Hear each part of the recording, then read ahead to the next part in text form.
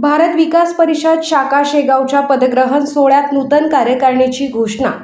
भारत विकास परिषद शाखा शेगावचा पदग्रहण सोहळा शनिवार 22 ऑगस्ट 2026 रोजी सायंकाळी 7 वाजता हॉटेल विघ्नहर्ता येथे उत्साहात पार पडला।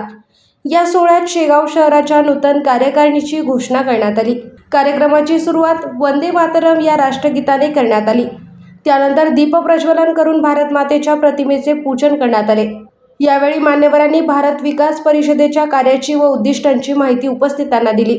भारत विकास परिषदेचे प्रमुख उद्दिष्ट संस्कार, सेवा, पर्यावरण सक्षम भारत या संकल्पनेतून समाजात संस्कार, सेवाभाव आणि पर्यावरण संवर्धनाची भावना रुजवून सक्षम व विकसित भारताच्या निर्मितीस हातभार लावणे हे आहे। यासाठी सर्व देशवासियांनी एकत्र येऊन राष्ट्रनिर्मितीच्या कार्यात योगदान द्यावे असे आवाहन यावेळी करण्यात आले।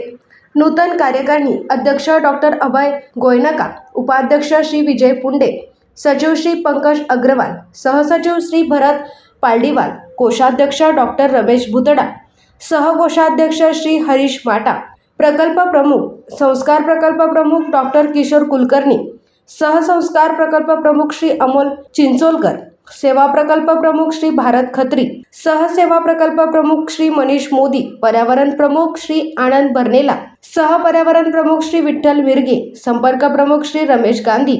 नूतन कार्यकारिणीच्या माध्यमातून शेगाव शहरात संस्कार, सेवा आणि पर्यावरण संवर्धनाशी संबंधित विविध सामाजिक उपक्रम राबविण्याचा संकल्प यावेळी व्यक्त करण्यात आला।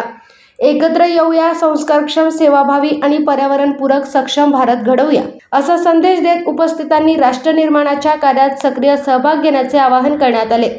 युवा क्रांती न्यूजसाठी डी ललित, शेगाव।